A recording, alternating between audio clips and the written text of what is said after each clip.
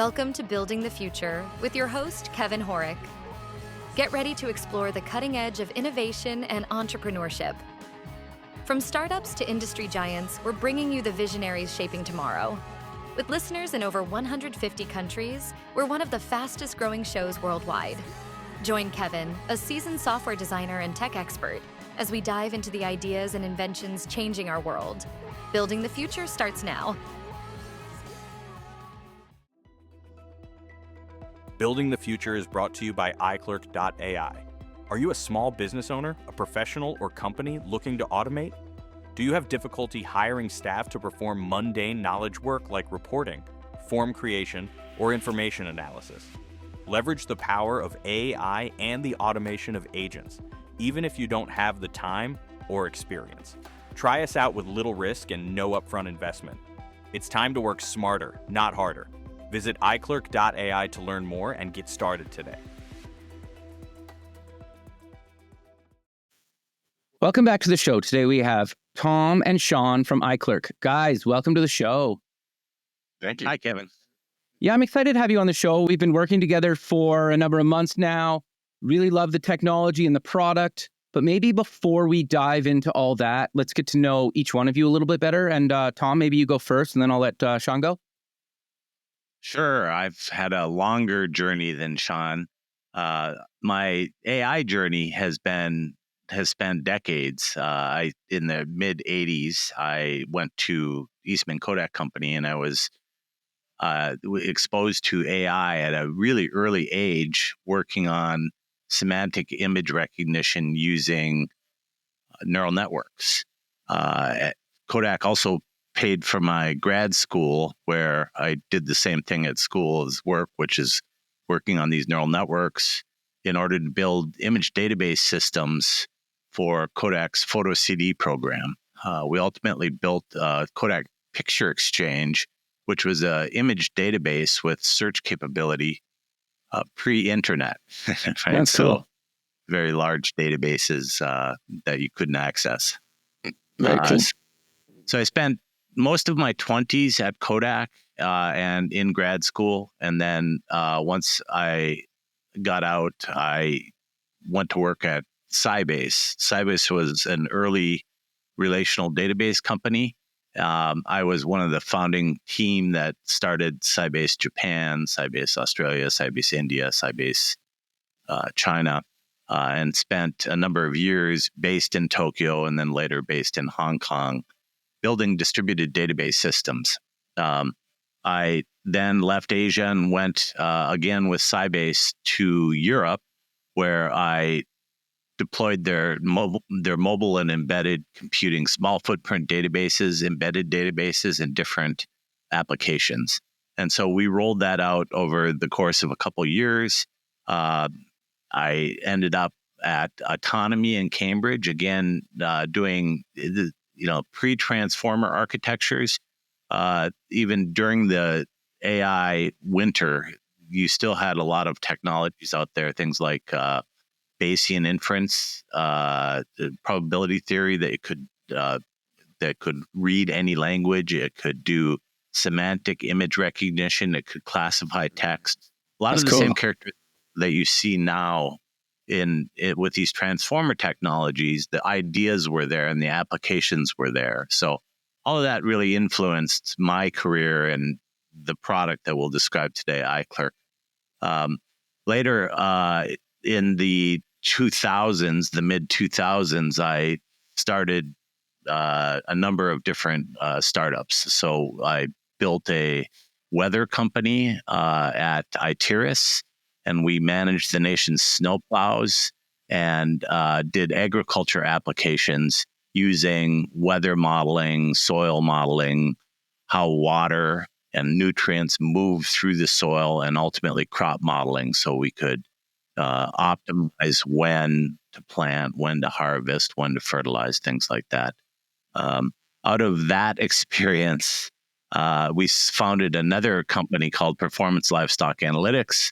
Also used AI to aggregate multiple types of information, things like what you're feeding them, what kind of nutrients, what kind of pharma or medications are going into that feed, what's the weather, what's the cow's maintenance, ultimately optimizing the entire supply chain and care and feeding of those crops. That was purchased in 2020 by Zoetis, the large animal health company. And that then led us into where we are today with iClerk and what we'll talk to you about today. So, Sure. Sean, do you want to give us a bit of background on yourself? Yeah, for sure. So I don't have the AI pedigree that Tom has, so I lean on him for a lot of that stuff. But my background is mostly in software development and specifically creating software applications and all of the fads that go along with that. So I graduated university in 2004, the Bachelor of Science in Computing Science, and then went to work for a consulting company for 5-ish years and did a lot of work for the Canadian and Alberta governments in terms of making small specialized applications for them. So I made about 12 or so applications in those 5 years. That's cool. Built them all with whatever stack has to be, whatever trendy stack there was at the time. So built a really, really broad base on not only how to build software, but also how to work with people, clients, and users to make that software, usable and really valuable.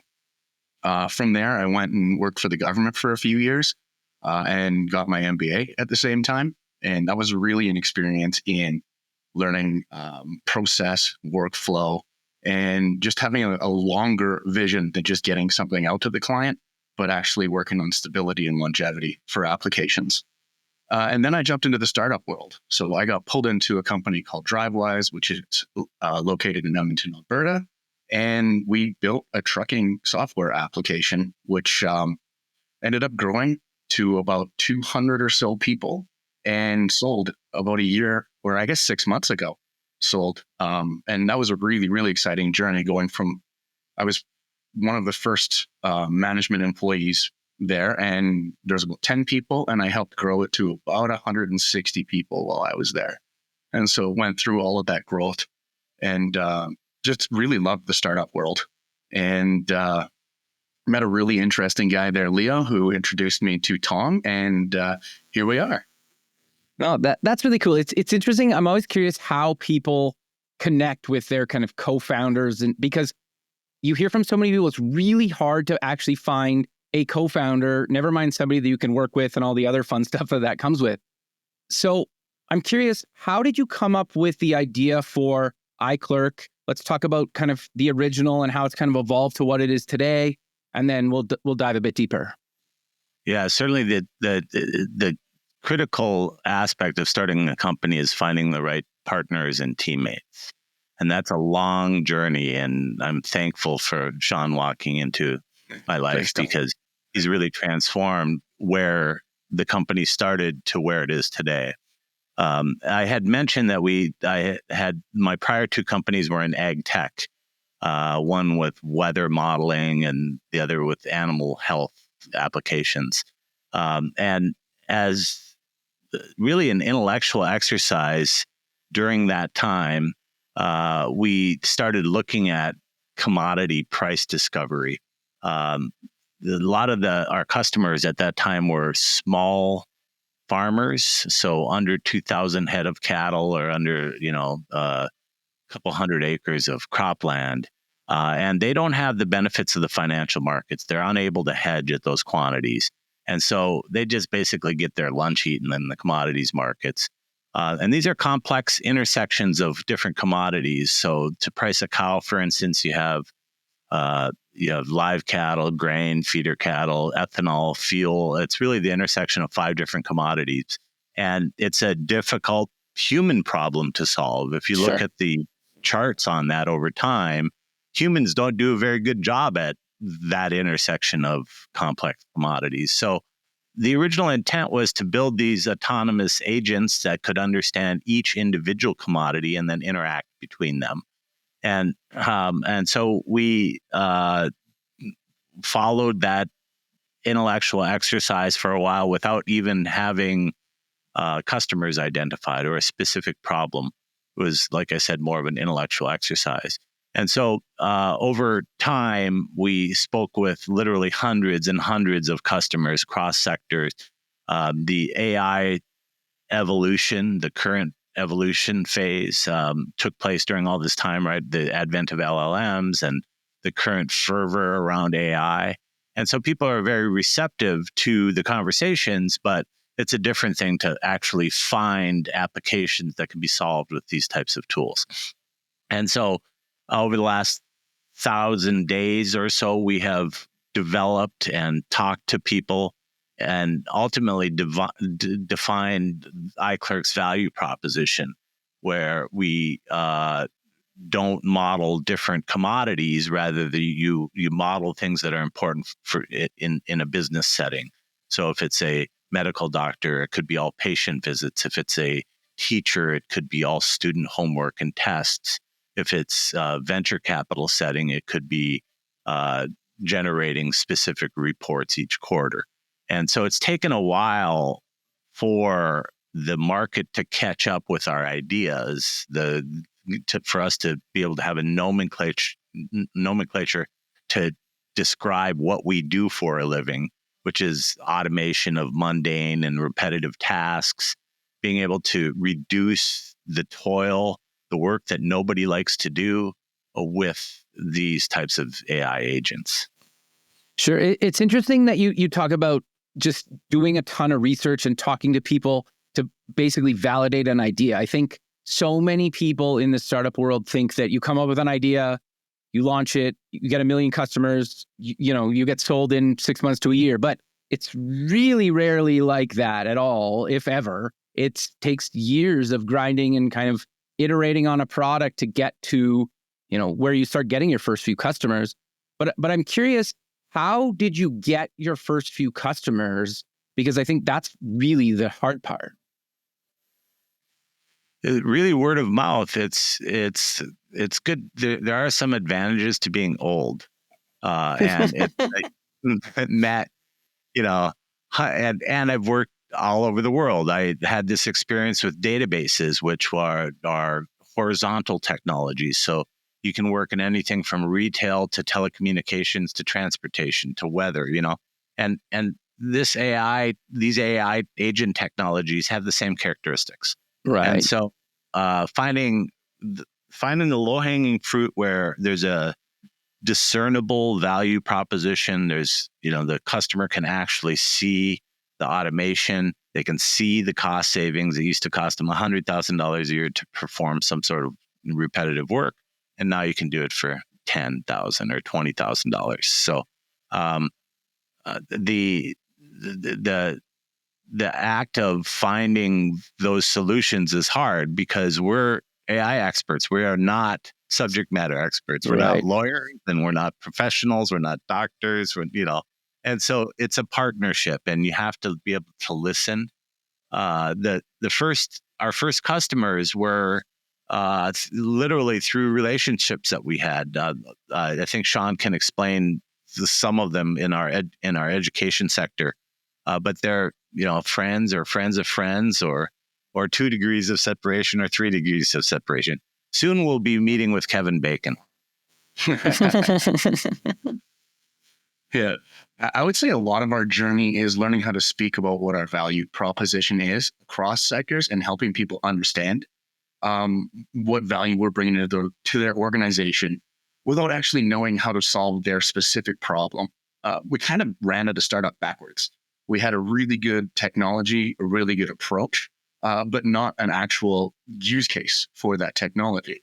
And so to be able to communicate to somebody what we are able to do for them, and reach out and then partner with them to figure out what their problem is and how we can help solve it and identify problems that we'll do well at. I think that's probably what took us the most time in terms of how we approach the market. And so some of a lot of what we do, I think Tom said it earlier, is that we help take away those mundane, repetitive tasks, those things that you don't want to do at work but have to do. Yeah.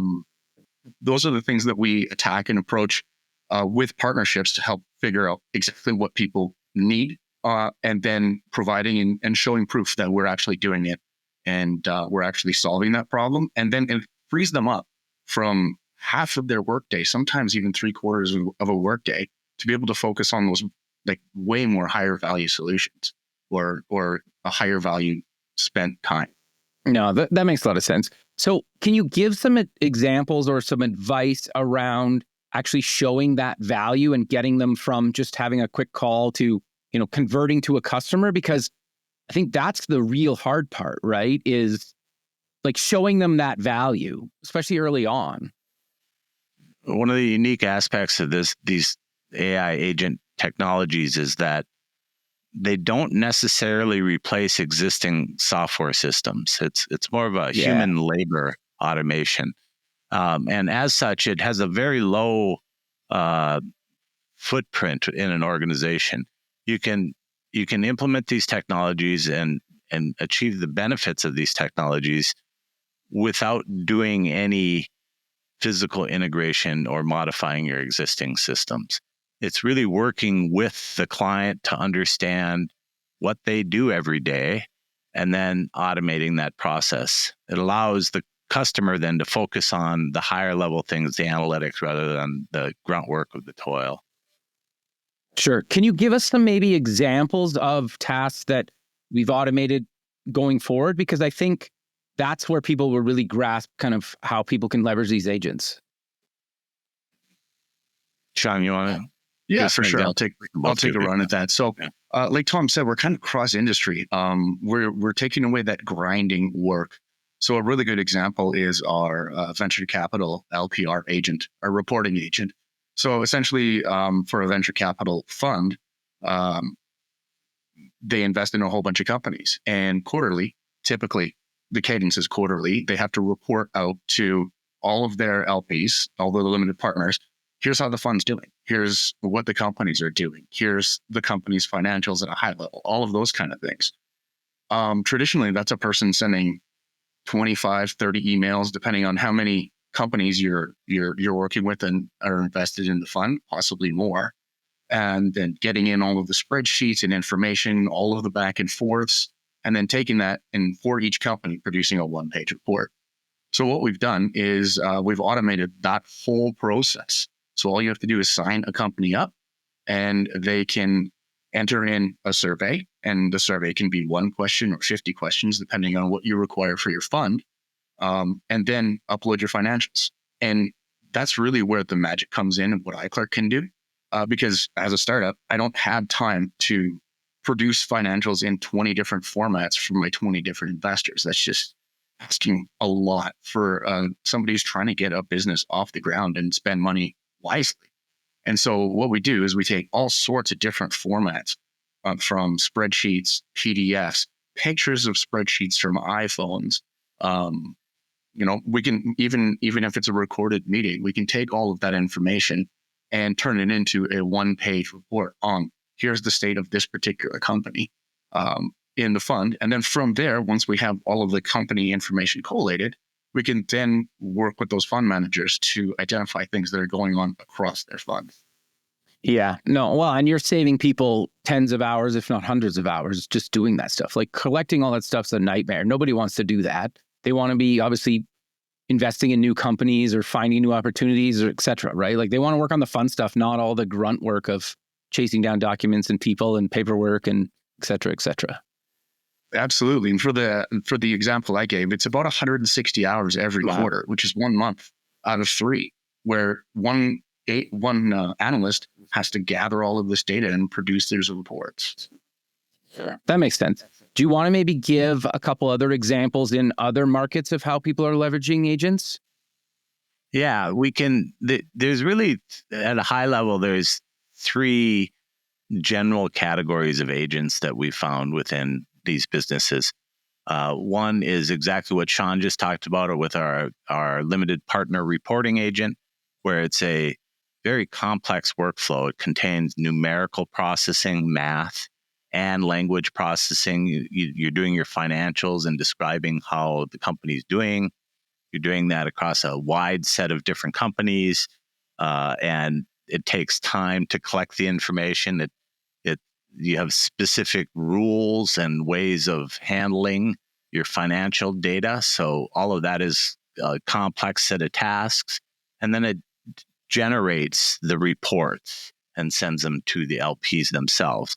So that's a workflow agent, one that emulates a complex human workflow where they're moving data from one system to another and compiling it and using their brain and reasoning and then outputting.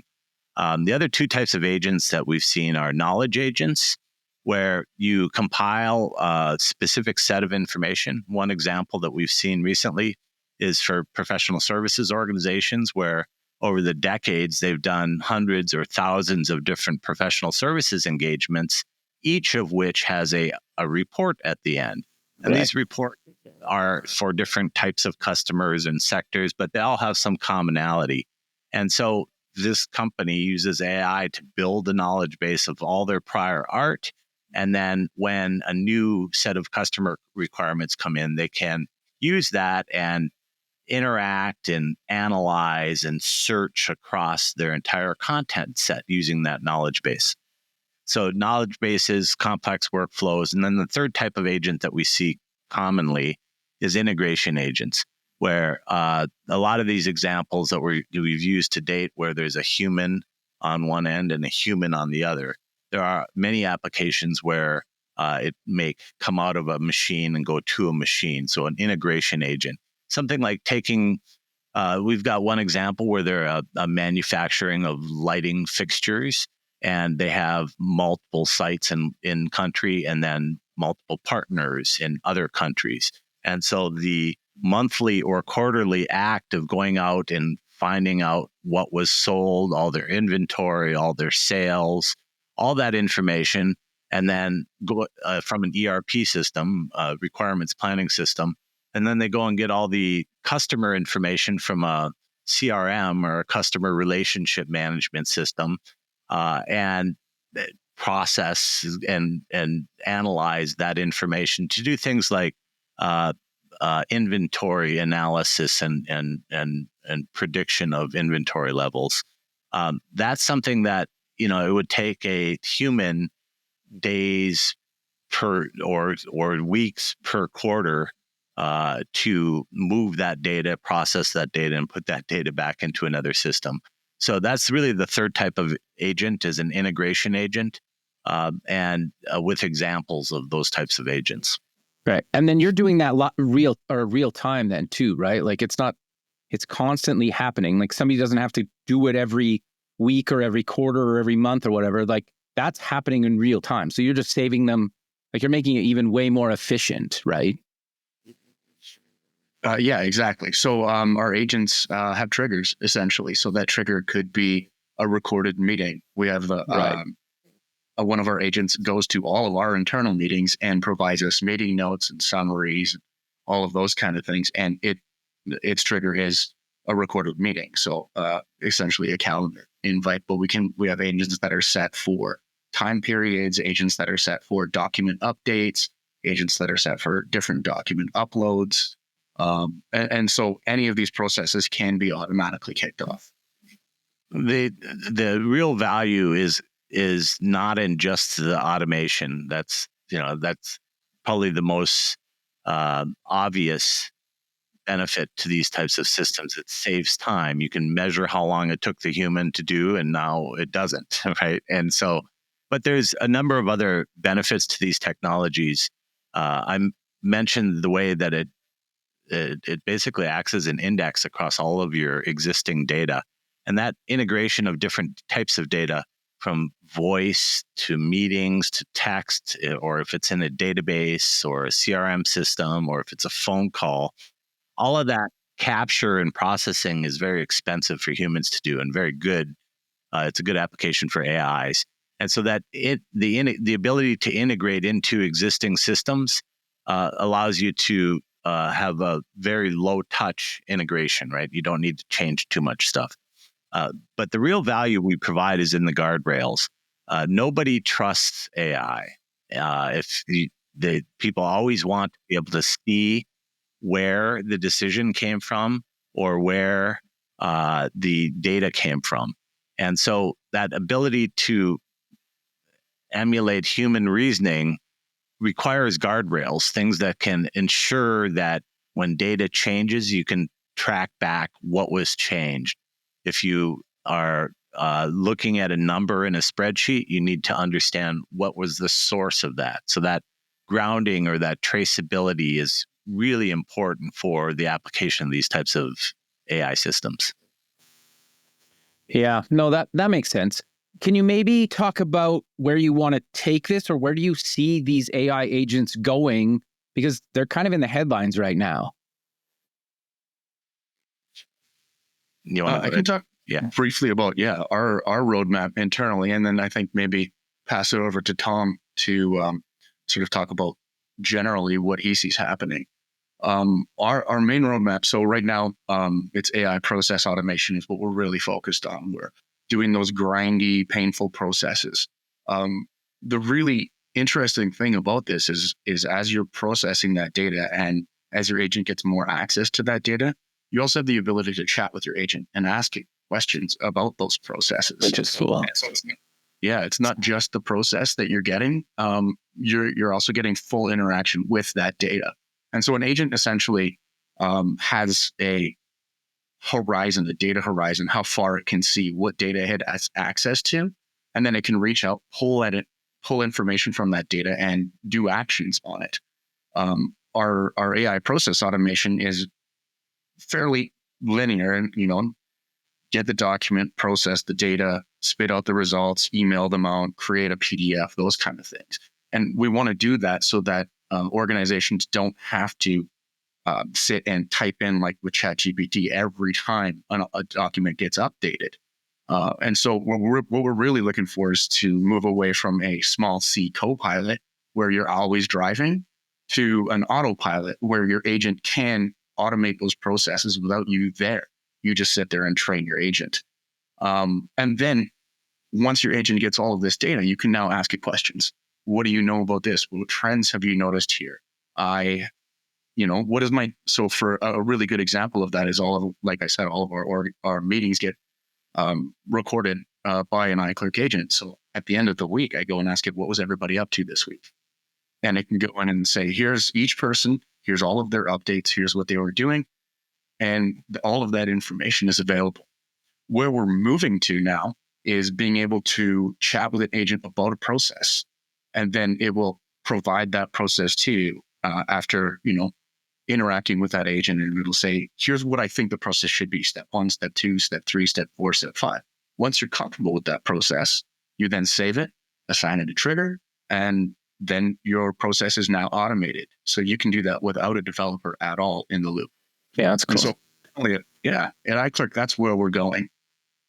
So Tom, how about the whole industry? So, I mentioned we've done hundreds or thousands of different phone conversations across sector and globally, and that active discovery has really formed where we're bringing our company. The first thing they teach you when you're starting a company is that you have to find a specific problem and focus. Focus is the operative word. And that's almost counter to where I've found success in my career. Early, it was with digital imaging, which is really a horizontal technology, and databases, which is a really horizontal technology. And we see the same characteristics in AI. So what we've built here is something that goes against that type of focus wisdom.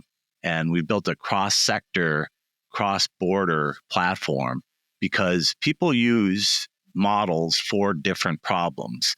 They use, you'll use OCR models or language models or math models or, any combination of models based on cost or performance or jurisdiction, where you're operating in the world. And so we built a solution that really matches that, how businesses have evolved. Nobody is just on Microsoft or just on Google or, it's a heterogeneous environment. And we built something that adapts to the requirements of those companies. And I think that's what you'll see is for this to truly be adopted cross-sector, cross-border, globally, and affect all workflows like like everyone's predicting, then you need these types of systems that can bridge that gap between current manually operated SaaS systems and these fully automated systems that everyone is envisioning for the future. So we're in this transitory phase where, it takes what we have and converts it. And so over the next couple of years, 5 years, say, for instance, all workflows will benefit from these type of AI processes. I think you said something really interesting there in the middle, Tom, just about how we're at iClerk, we don't ask people to adopt a whole new platform or learn a whole new platform or get rid of, their current workflows. We plug into them and we allow businesses to just supercharge their current workflows as opposed to asking them for a huge process management and change management sort of exercise. And to the cost of the humans, right? That's about what these things cost to bring into market. So no integration cost. Usually you can implement these things in 100 man hours. So, give or take a month of time. It doesn't affect your existing infrastructure. So there's very little training that's required for this or downtime required for integration. And it's of great benefit. It saves time immediately, and it shows you the great benefit that it brings almost immediately. The other thing that you mentioned that I thought was interesting that I want to dive a little bit deeper on is if you read all the startup books or whatever you read online, it's you basically build a product and then for a market and try to get everybody into it as quick as possible. But the interesting thing about you've done it kind of backwards. How has that worked for you? And give us some advice on kind of doing that, because when you're probably getting advice building a company, people are like, you got to stop doing it that way. Yeah, we're a team of hockey players. I tell you that, and we forecheck a lot. So, our mantra is shots on net. And at this stage of the game, where the industry has been searching for solutions for this technology, that's been where we've been at for the last 24, 36 months. Okay. There's really a lot of change that's going on right now. You have to sell less. There's a lot of demand. This is demand generated rather than, intent generated. And so that's the transition that's taken place. The vertical AI, which addresses AI specific for different sectors, is where we found ourselves, and building these types of specific AI for specific solutions is where we finally found ourselves, right? So I think you end up there, but it there's nothing against building to an idea rather than solving a problem, and I've proven that throughout my career. So it's not for everyone, but this type of technology calls for that type of breadth. Anything to add to that? Yeah, go ahead. Yeah, I was just going to say it's definitely a longer road, and longer costs more. But if you have a good enough idea and a good enough approach, I think you'll eventually get there. And one of the key things that we're doing is we are building a agent operating system, and that is the core of our technology. But when we go out to companies, especially after we've found a really solid partner in a vertical, then we start to understand that vertical a little more, start to understand a little bit more of that vertical's need, and then apply that same agent over and over and over again in that vertical. And that's where we've been finding a lot of our traction and success is through really valuable first touch partners, and then their networks and word of mouth from there to be able to repeat that agent and address a very specific problem in that particular vertical.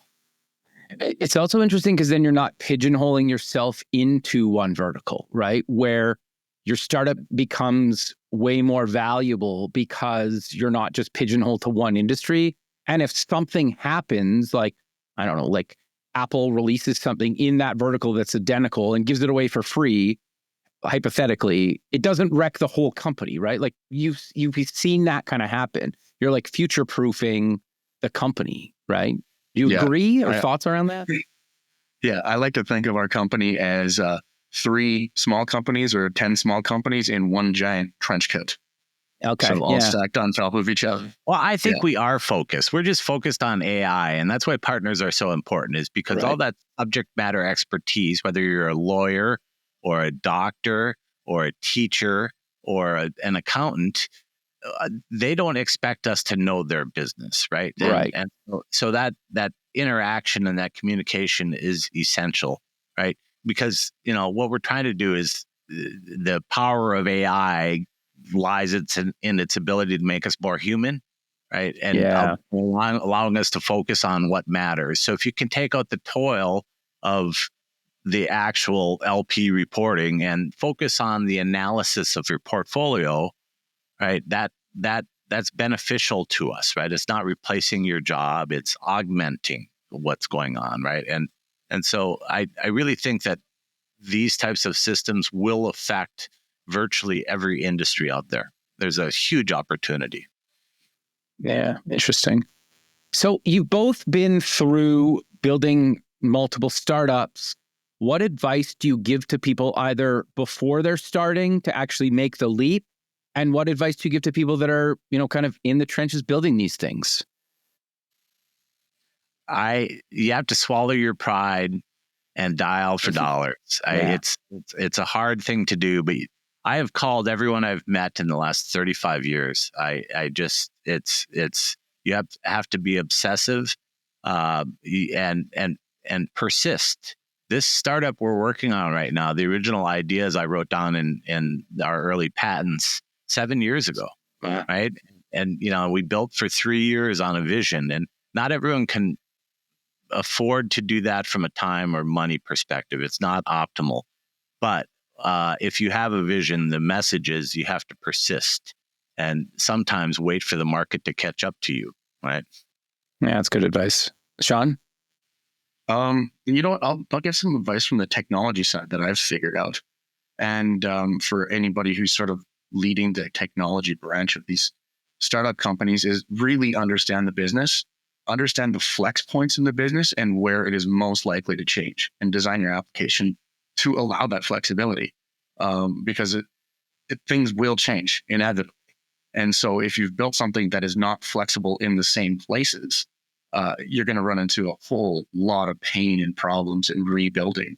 Whereas if you build an application with a bit of foresight that can change depending on how the company is built, it's much easier. Oh, I 100% agree. It's a bit mind-boggling how many companies don't do that from a tech side of things. But it's also, I find like a lot of people can't see that, right? Or like figure it out.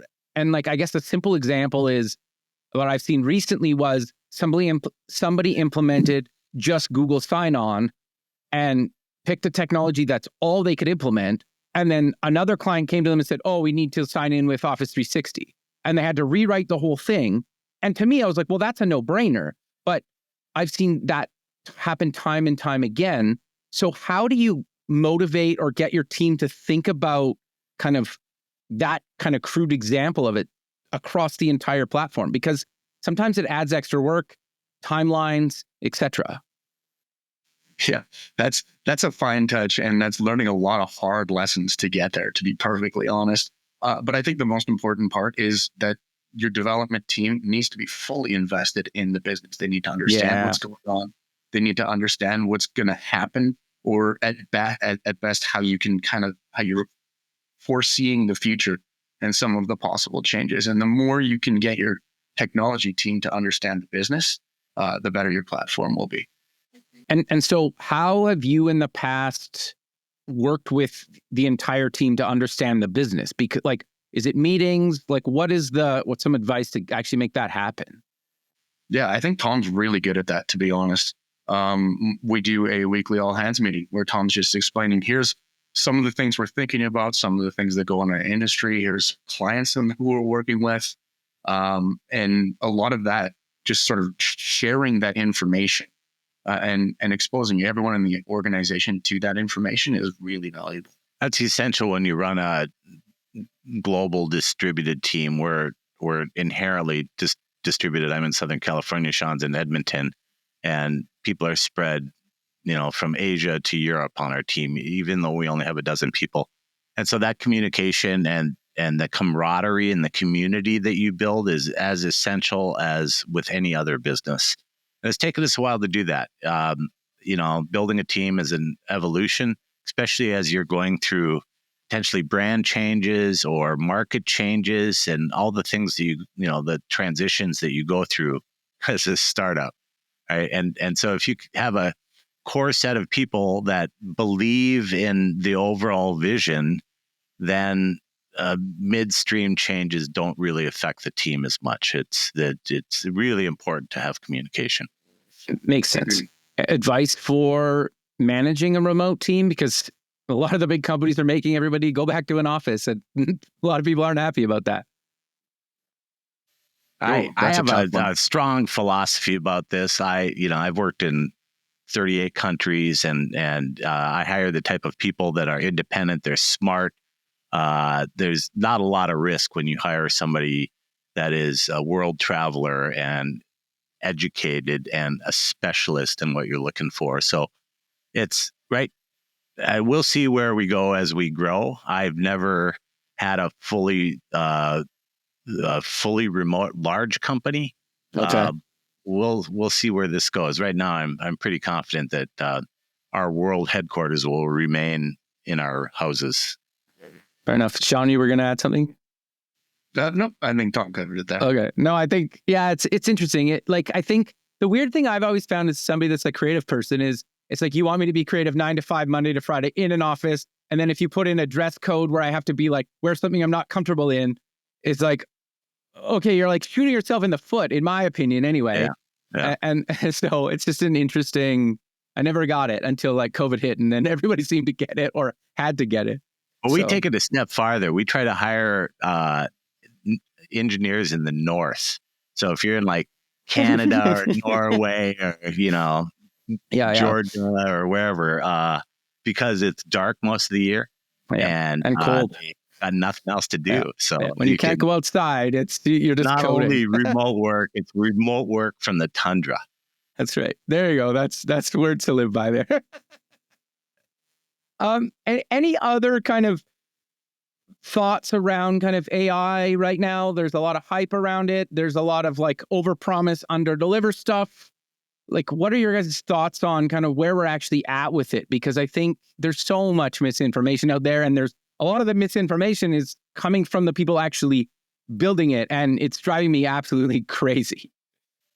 I have a rough time doing this. I got my degree in AI in the 80s, and what's happened since then was the internet and 1 million times computational improvement. And so that was even sitting there at Kodak and knowing about Moore's law and, it's trying to solve the problem in real time. I can't even imagine what 30 years from now will look like. Interesting. And so we really do have a scope of 5 years ahead, 2 years ahead. And even that gets very foggy. What we do know is that there's a huge market out there that needs to take advantage of these technologies but yet are unable to do so because of capital constraints or human resource constraints. And that's where we come in. No, that makes sense. Sean, anything to add to that?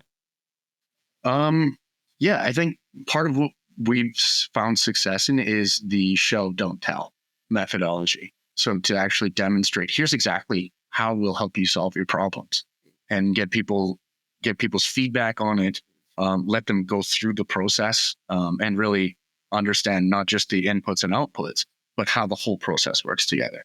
And once we're able to show, that's when you get belief. And so that's our entire approach with our partners is to show them, here's exactly how it works. And the more you can demonstrate, the more there is belief that it will actually do the things that are promised. Yeah, no, I think that's really good. Do you want to talk a bit about the business model? Because you have a different approach than I think traditional companies, never mind a startup, take. Sean, you want to go over that? Like I said earlier, we're building, technology-wise, we're building a platform. But what we're doing is we're working with partners to solve actual tangible problems that they're dealing with. So we're kind of a weird hybrid consulting, workflow, and platform automation. And then I guess not really an LLM company because we don't build our own LLMs, but what we do is we pick best of breed, and we allow companies not to have to become experts in AI or in which LLM is de rigueur right now. And so part of our methodology is to be that consulting partner to help them solve those repeatable problems. And then part of it is to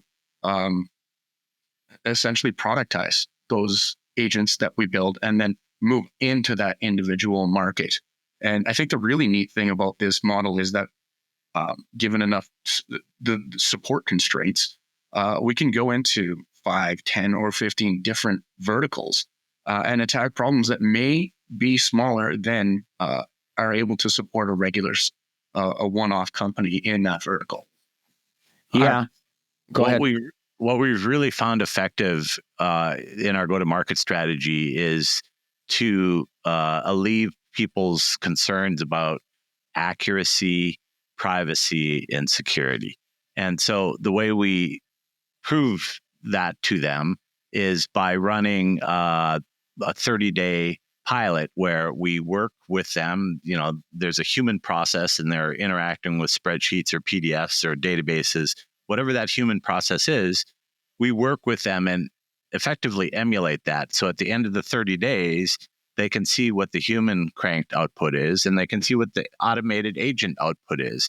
And once they see that and see that it's secure, private, accurate, traceable, explainable, then it's much easier for them to sign up. So we do a 30-day free proof of concept. We prove that we're going to do it, and then that converts into a subscription agreement.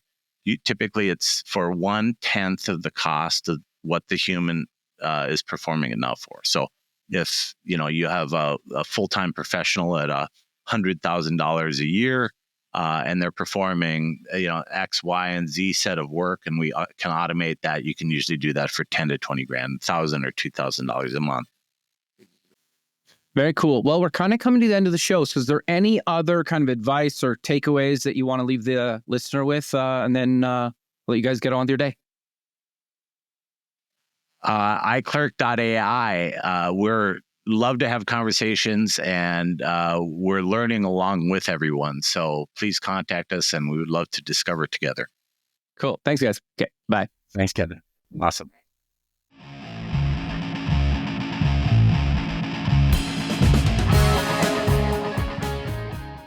For more episodes, you can find us on all major podcasting platforms or visit IamBuildingTheFuture.com.